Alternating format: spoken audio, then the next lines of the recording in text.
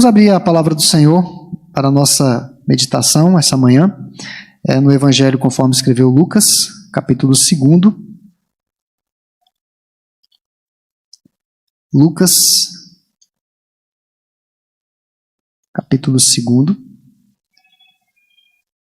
verso 8 a 20. Peço aos irmãos que coloquem o celular no silencioso ou desliguem, por favor, para não atrapalhar esses momentos de meditação. Eu não desconcentro, mas tem muitos irmãos que desconcentram com esses ruídos. Lucas capítulo 2, verso 8 ao 20, antes da leitura vamos orar. Deus, agradecemos-te por essa manhã e rogamos que nesse instante o teu Espírito Santo possa aplicar a tua palavra aos nossos corações. Em Cristo Jesus te pedimos, amém. Havia naquela mesma região pastores que viviam nos campos e guardavam o seu rebanho durante as vigílias da noite. E um anjo do Senhor desceu aonde eles estavam, e a glória do Senhor brilhou ao redor deles, e ficaram tomados de grande temor.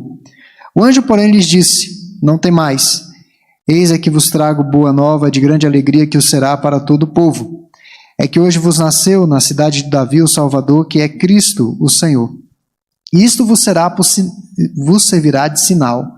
Encontrareis uma criança envolta em faixas e deitada em manjedoura, e subitamente apareceu com o anjo uma multidão da milícia celestial, louvando a Deus e dizendo: glória a Deus nas maiores alturas e paz na terra entre os homens, a quem ele quer bem.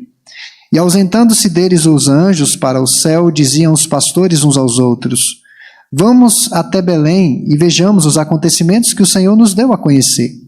Foram apressadamente e acharam Maria e José e a criança deitada na manjedoura, e vendo-o divulgaram o que lhes tinha sido dito a respeito deste menino. Todos os que ouviram se admiraram das coisas referidas pelos pastores. Maria, porém, guardava todas estas palavras, meditando-as no coração. Voltaram então os pastores, glorificando e louvando a Deus por tudo que tinham ouvido e visto, como lhes fora anunciado. Essa semana nós recebemos em meio a uma situação de tantas notícias ruins, um contexto de tantas notícias ruins, especialmente pela Rede Globo de televisão, que insiste em quantificar os mortos pela Covid-19 e ela não coloca num contraponto aqueles que foram curados da doença, que o número é bem maior do que os que morreram. Os que morreram são perdas, são vidas. Inclusive, essa semana, ao longo da semana, recebemos a notícia de um pastor presbiteriano que faleceu nos Estados Unidos da América, aos 49 anos de idade. Reverendo Geraldo Henrique foi capelão do Colégio Mackenzie aqui em Brasília, estava cursando o doutorado lá nos Estados Unidos e foi vitimado pela Covid-19. Um jovem pastor que Deus o levou em meio a esse contexto. São vidas que têm ido, isso nós não podemos deixar de considerar, mas ao mesmo tempo muitas vidas estão sendo curadas dessa virose. E em meio a um contexto de tantas notícias ruins, nós recebemos uma notícia encorajadora. Na Inglaterra, começaram uma vacinação em massa em parte da população, não todos os britânicos, mas parte da população. O laboratório já lançou a vacina em 2 doses. No entanto, nós recebemos ao mesmo tempo que vem uma boa notícia, uma notícia não tão encorajadora, que essa vacina não será possível ser trazida para o Brasil, porque ela tem que ser conservada a uma temperatura muito baixa. Isso seria inviável para chegar à população. Mas existem diversos laboratórios trabalhando para a cura e nós percebemos que ela está bem próxima. Essa imunização está mais próxima do que distante, é óbvio, né? Mas isso nos encoraja e é uma boa notícia. Certamente muitos ficaram aí encorajados.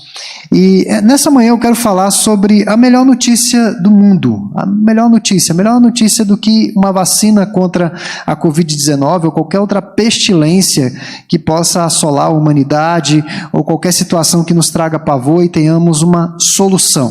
A melhor notícia do mundo é o nascimento de Cristo. É a partir do nascimento de Jesus que nós temos aí o início de uma nova jornada para o povo de Deus. A palavra do Senhor nos fala: não temais, que o anjo disse àqueles pastores. Eis aqui vos trago boa nova de grande alegria, que o será para todo o povo. É que hoje vos nasceu na cidade de Davi o Salvador. Versos 9 e 10. Primeiro, o anjo faz uma exortação àqueles pastores, para que eles não temam. Depois lhes anuncia que era portador de uma boa notícia, de uma boa nova, ou seja, algo que iria ser uma novidade para toda a humanidade. E é claro que a boa notícia é o Evangelho. E essa boa notícia, além de ser boa, traria alegria para todos, seria motivo de grande alegria para todo o povo, ou seja, pessoas de toda nacionalidade, idade, posses, fama, posição social, sexo, educação e até mesmo aqueles pastores que viviam à margem da sociedade. Então, por que o nascimento de Jesus é a melhor notícia do mundo? Eu quero apresentar aqui 3 razões que o texto mesmo nos fala. No verso 11, principalmente, é que está a nossa meditação essa manhã, o coração, o versículo-chave da nossa meditação. A primeira razão para o nascimento de Cristo ser a melhor notícia do mundo é porque Ele é o Salvador. Verso 11, segundo os estudiosos da Bíblia, os pastores faziam parte de uma classe oprimida, pobre e absolutamente desprezada. Eles eram rejeitados por conta da sua atividade, porque havia necessidade de dedicação integral. Então eles não tinham condições de observar todos os preceitos da lei, como por exemplo, a observação do sábado. Eles tinham que trabalhar no sábado, como pessoas que precisam trabalhar aos domingos. Eles eram tão desacreditados ao ponto de seu testemunho não ser admitido em um tribunal. Eles não tinham credibilidade. Mas esses pastores a quem pela primeira vez foi feita a proclamação do nascimento do Salvador, provavelmente, muito provavelmente, conheciam acerca da profecia messiânica e aguardavam, como Simeão, a consolação de Israel. Eles esperavam por isso, ansiavam por isso.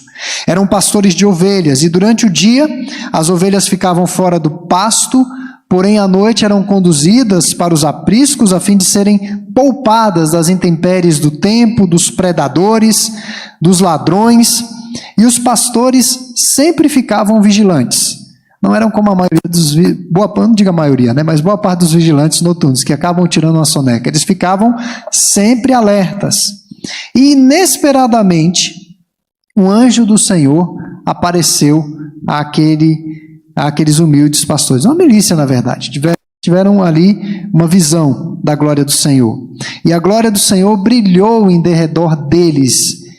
E nasceu o Salvador, foi o que disse um daqueles anjos anônimos. Nós não temos o nome do anjo aí.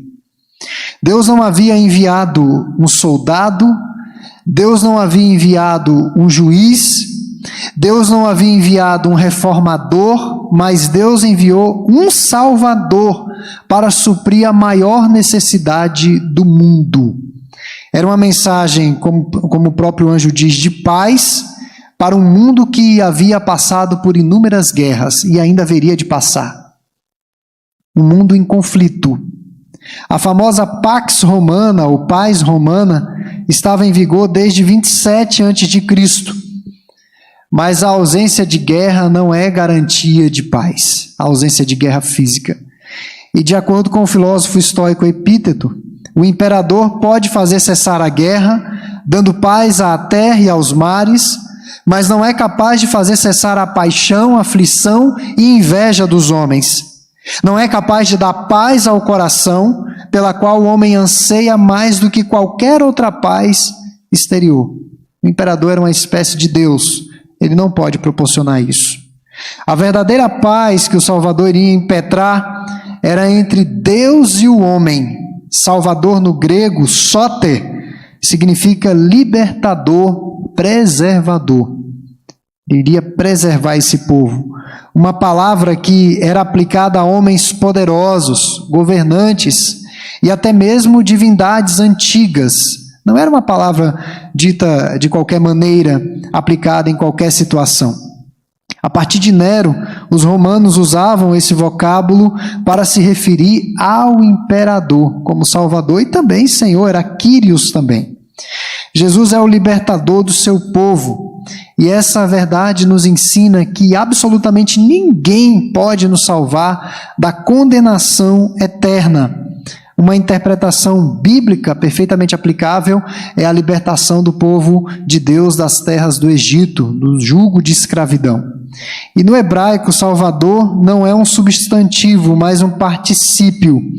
É uma palavra que, na prática, designava um título, não designava, perdão, um título, mas uma descrição das atividades de Deus em favor do seu povo. Portanto, Salvador não é só um título aplicado a Jesus, é Jesus em ação para salvar o seu povo.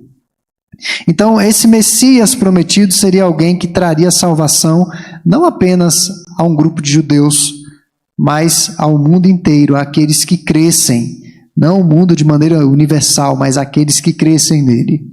Em Lucas 19:10, Jesus afirma: porque o Filho do Homem veio buscar e salvar o perdido. Então, há um perigo, irmãos, muito grande, iminente, de condenação eterna.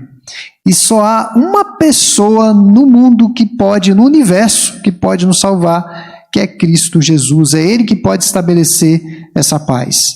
Isaías registrou o seguinte: o Espírito do Senhor Deus está sobre mim, porque o Senhor me ungiu para pregar boas novas aos quebrantados, enviou-me a curar os quebrantados de coração, a proclamar libertação aos cativos e a pôr em liberdade os algemados. Isaías 61.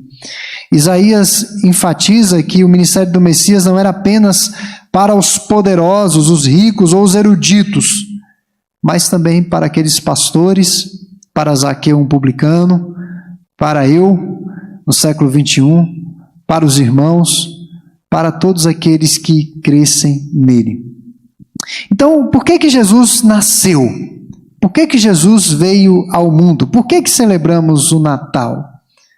Porque Jesus continua chamando pecadores, aqueles que sabem que têm uma doença fatal, que são moribundos sem Ele, que estão literalmente com o pé na cova, que não têm esperança alguma, os sofredores, os famintos, os sedentos, os fracos, os cansados, os quebrados, aqueles cujas vidas estão despedaçadas, os desesperados, pecadores que nada merecem e que sabem disso, mas que desejam profundamente ser perdoados. Jesus veio para esses. As pessoas não vão buscar cura a não ser que se sintam doentes. As pessoas não vão buscar vacina, se imunizar contra esse vírus, a não ser que elas percebam o perigo que estão passando se não se imunizarem. Há uma discussão política se a vacina deve ser obrigatória ou não. Na verdade, deve haver uma conscientização de que há necessidade da vacina de imunização. Se as pessoas não tiverem consciência, você pode querer obrigá-las, elas não vão se vacinar. Aqueles que não entenderam ainda que sem Jesus estão perdidos e condenados, não irão a Ele, não verão motivo, razão para o nascimento de Jesus e vão se perder nos atrativos dessa festa. Então, meus irmãos, a mensagem de Jesus é atual, é penetrante, é enérgica para fazer com que as pessoas vejam os seus corações iníquos. O reconhecimento do pecado pessoal é um elemento necessário para que se compreenda o Natal.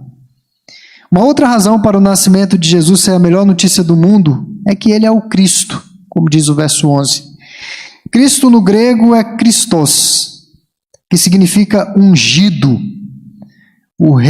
Os reis eram ungidos e essa unção era uma confirmação externa da escolha divina para o desempenho de um determinado ofício. Era apenas uma cerimônia, um ritual, expressando aquilo que Deus já havia decidido, deliberado na eternidade. Antes do Novo Testamento havia expectação entre os judeus a respeito desse ungido, desse Cristo. Ungido pelo Espírito Santo para ser profeta, para ser um compassivo sacerdote e para ser o eterno rei.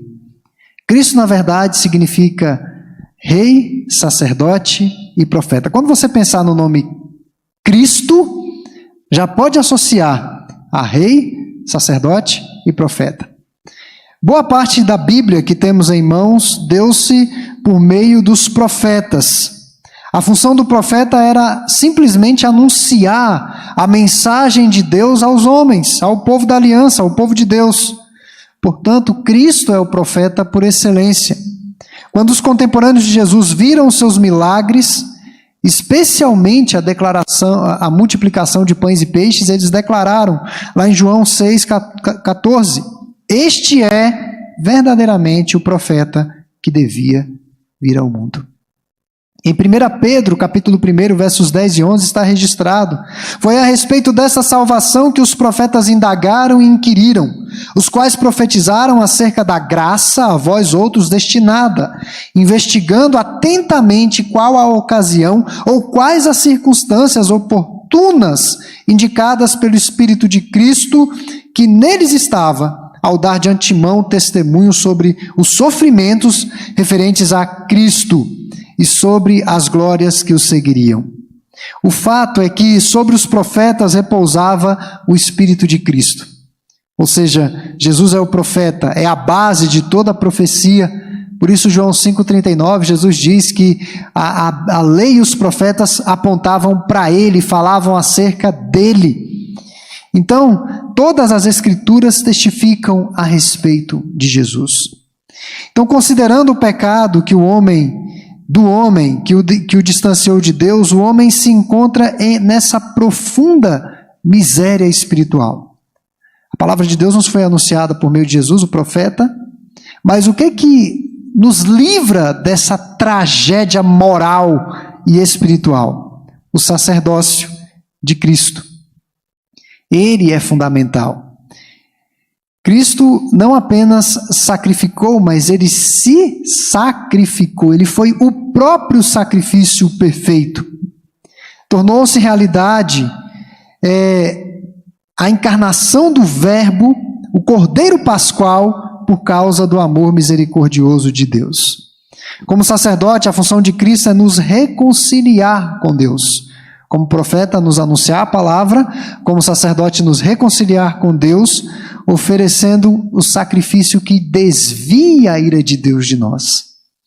Jesus foi o ofertante e a oferta ao mesmo tempo. Jesus sempre foi rei, que está implicado em ser o Cristo. Mas com a cruz ele tem em suas mãos o destino do mundo para efeitos redentivos. Em Mateus 28,18, Cristo declara: toda autoridade me foi dada nos céus e na terra.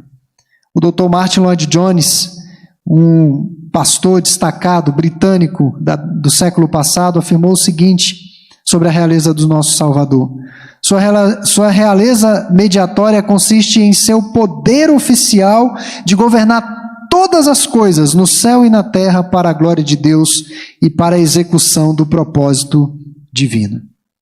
Luiz Berkoff, que é um sistemático, fez uma teologia sistemática que nós, pastores, estudamos, teólogos da Igreja Presbiteriana do Brasil. Luiz Berkoff, sobre esses ofícios de Cristo, declarou o seguinte: como profeta, ele representa Deus para com o homem. Como sacerdote, ele representa o homem na presença de Deus. E como rei, ele exerce domínio e restabelece o domínio original do homem. Em síntese, Berkoff resume assim: o ungido do nosso Senhor. Então, como profeta, Jesus revelou o amor, a misericórdia, a graça, a justiça, a santidade e o propósito de Deus para os seus filhos. Quer ter sentido na vida? Busque Jesus.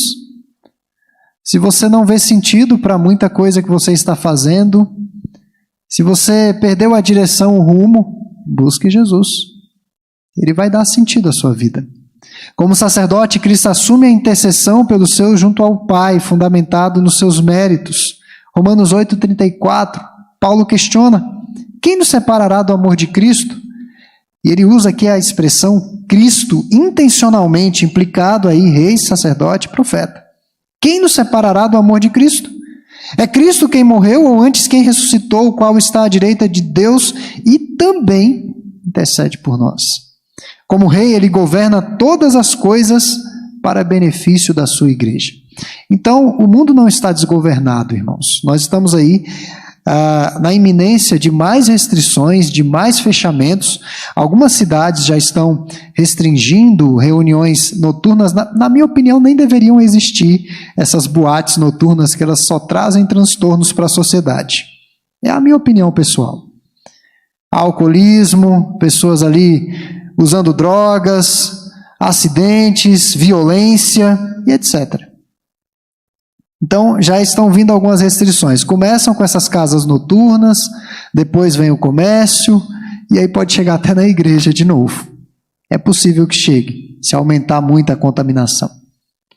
Então, Deus não perdeu o controle, em nenhum momento. Cristo continua reinando soberanamente sobre todas as coisas. Mas além de Salvador e Cristo, eu quero finalizar com a última razão para o nascimento de Jesus ser a maior ou a melhor notícia da humanidade, é que Ele é Senhor, Kyrios. Jesus é o Senhor, provavelmente seja a mais antiga das confissões cristãs.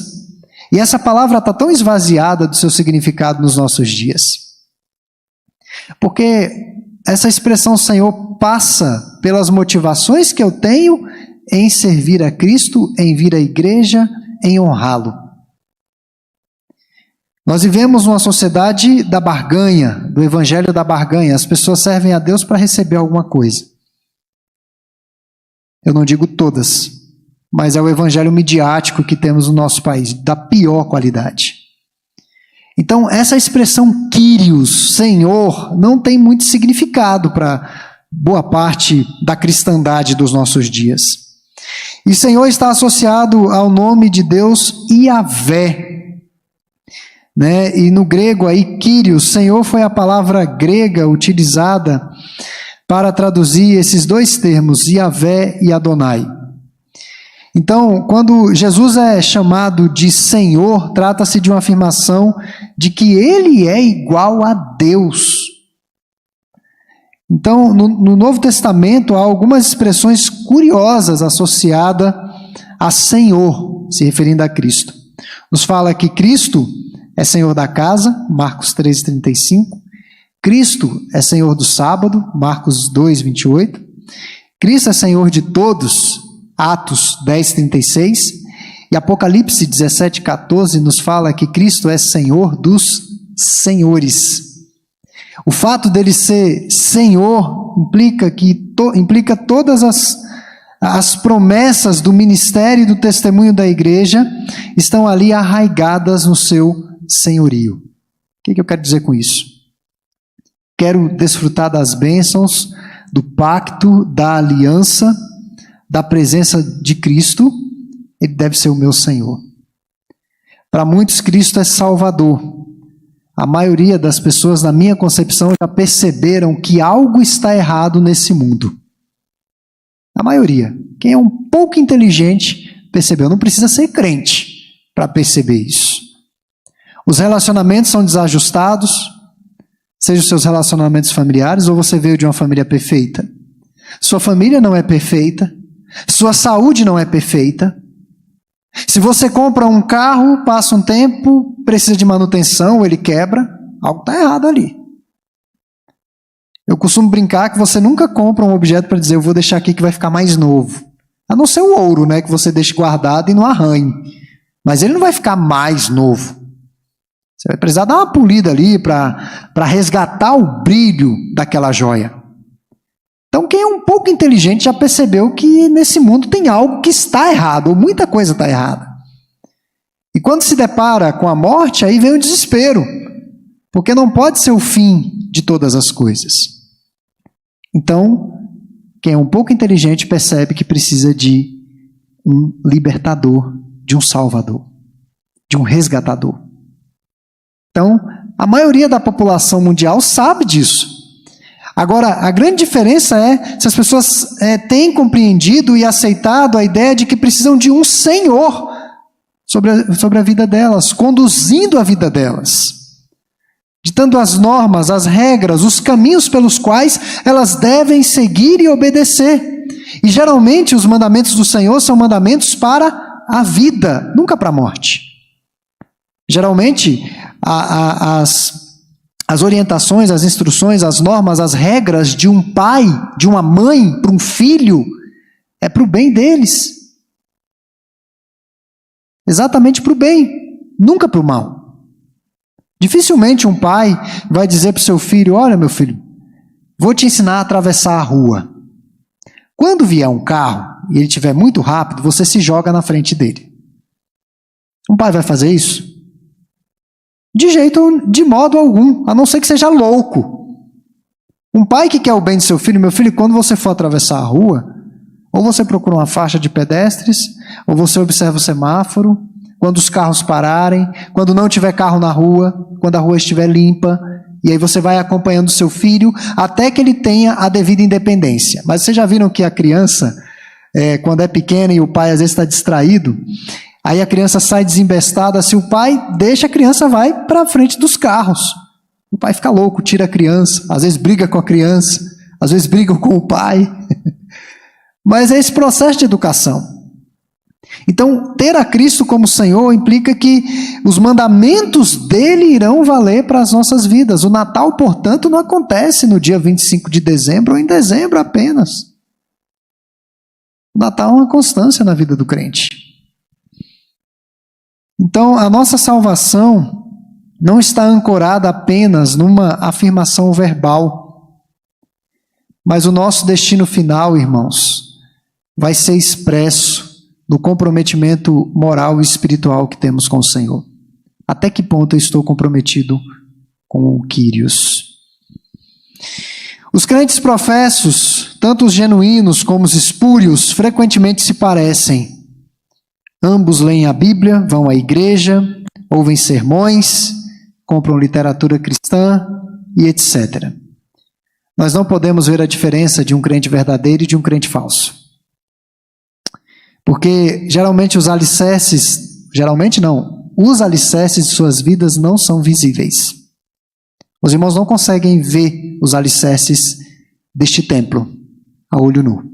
Mas se você pegar o projeto estrutural, você vai ver lá os alicerces, a que profundidade, o tamanho, e por que não há nenhuma trinca nessas paredes.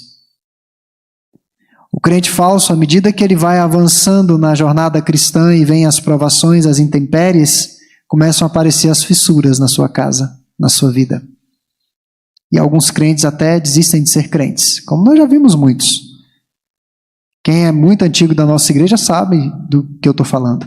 Pessoas que estiveram aqui, que talvez até fizeram parte da liderança da igreja. Foram do conselho, talvez até pastores. Esses dias eu tomei ciência de um ex-pastor, pastor presbiteriano de uma igreja, uma determinada igreja, que morreu descrente. Recebi a notícia que ele faleceu, estava fora da igreja, não era mais crente. E eu disse: ele nunca foi crente. Estava ali junto, se tornou até pastor. Mas as fissuras foram aparecendo. Não tinha o Kyrios. Então, irmãos, eu quero concluir. A melhor notícia do mundo é o nascimento do nosso Salvador. Justamente porque Ele é o libertador, Ele é o Cristo e Ele é o Senhor. E no versículo 16, aqueles pobres pastores foram apressadamente averiguar as palavras do anjo mensageiro. Eles foram ver o menino. Após se defrontarem com a cena do bebê Jesus nos braços de sua mãe, cercado por seu pai, eles divulgaram a boa notícia a todas as pessoas que conheciam. Verso 17, eles glorificaram a Deus por tudo o que tinham ouvido e visto. E a pergunta que eu quero fazer essa manhã: qual tem sido a nossa reação diante dessas verdades gloriosas que o Senhor tem nos mostrado? Que Deus nos ajude a valorizarmos devidamente os benefícios decorrentes da vida do Redentor, que é Cristo. Que Deus nos ajude a sempre, irmãos, resgatarmos a essência do Natal cristão.